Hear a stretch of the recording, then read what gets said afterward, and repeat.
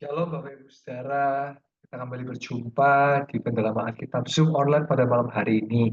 Dan ini secara recording online, jadi saudara bisa mengikuti penjelasan saya selama beberapa waktu ke depan. Kita akan belajar pendalaman Alkitab.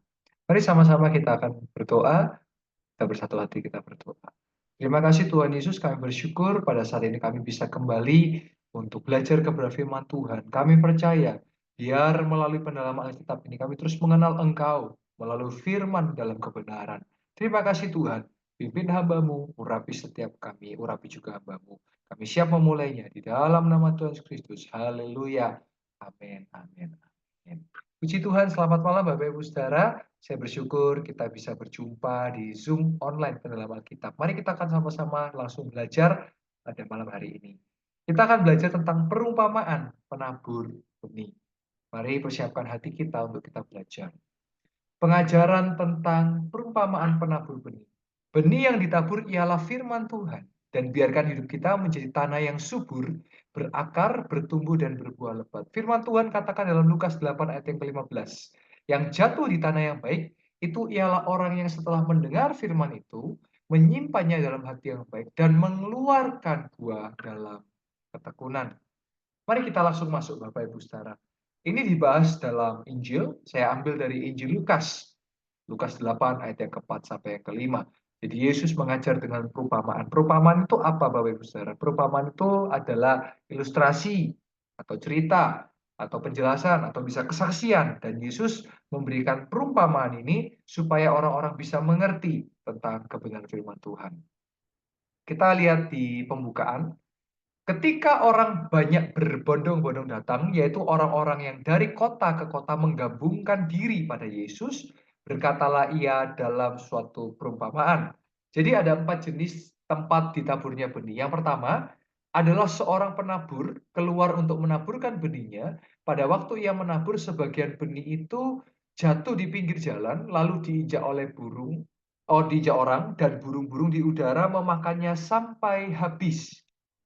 Nah, itu yang pertama. Yang kedua, sebagian jatuh di tanah yang berbatu-batu dan setelah tumbuh ia menjadi kering karena tidak mendapat air.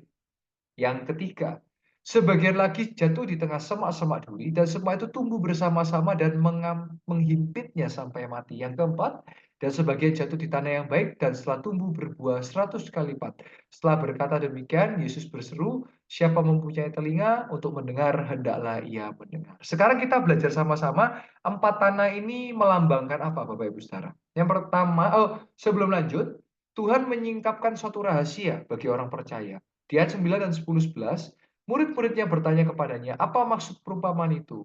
Lalu Yesus menjawab, kepadamu diberi karunia untuk mengetahui rahasia kerajaan Allah.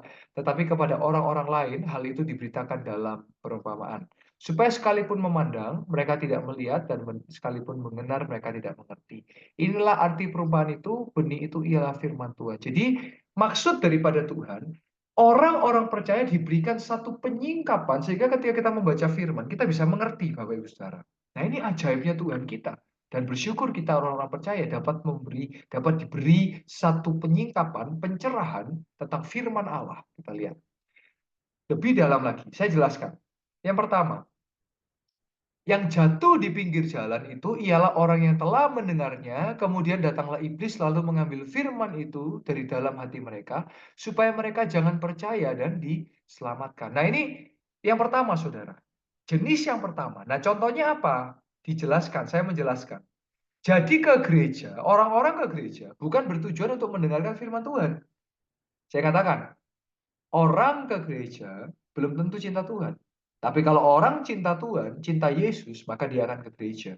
Nah, apa yang dia lakukan? Main HP, makan, minum, tidak menghargai hadirat Tuhan. Jadi benih yang ditaburkan oleh hamba Tuhan, pengkhotbah, diambil sama iblis, saudara. Karena ya itu tadi, jatuh di pinggir jalan dimakan burung. Nah, saudara, kita bayangkan ya, satu orang pengkhotbah menyampaikan firman Tuhan yang sama, tapi bisa ada 4 jenis tanah. Saya melihat fenomena itu hari ini. Orang mendengarkan firman yang satu, wow, saya lakukan firman. Yang satu tidur, yang satu cuman mantuk-mantuk tapi nggak ngerti. Nah, jangan saudara. Karena kalau saudara tidak mengerti firman, sayang sekali. Firman ini menguatkan kita. Sehingga kita, saudara, kita bisa hidup dalam kebenaran. Itu yang pertama, saudara. Saya harap saudara tidak yang di pertama. Yang kedua, jatuh di tanah yang berbatu-batu ialah orang yang setelah mendengar firman itu, menerimanya dengan gembira, tetapi mereka itu tidak berakar. Mereka percaya sebentar saja, dan dalam masa pencobaan mereka murtad. Nah, saudara, kalau saya sebut ini GJJ, jemaat gereja jalan-jalan. Sukanya ke gereja ini, gereja itu, nyari pendeta, nyari pengkhotbah, senang mendengarkan khotbah tapi tidak dilakukan. Nah, ini saudara. Akhirnya ketika ada pencobaan, ada tantangan, ada masalah, ada ujian, dia akan mudah menyerah, bahkan murtad meninggalkan Yesus. Saya percaya saudara tidak yang di nomor dua ya. Kita perhatikan nomor tiga. Ini yang paling berbahaya, saudara. Jatuh dalam semak duri, ialah orang yang telah mendengar firman, dalam pertumbuhan mereka terhimpit oleh kekhawatiran dan kekayaan materialis dan kenikmatan hidup sehingga mereka tidak menghasilkan buah yang matang. Nah ini saudara, keterikatan dengan hal duniawi, materialisme, nafsu dunia, makan dan seksual, dan motivasi bulus. Saudara, maksudnya apa? Saudara mimbar, kita nggak pernah tahu kehidupan orang. Tapi kita bisa lihat dari buahnya.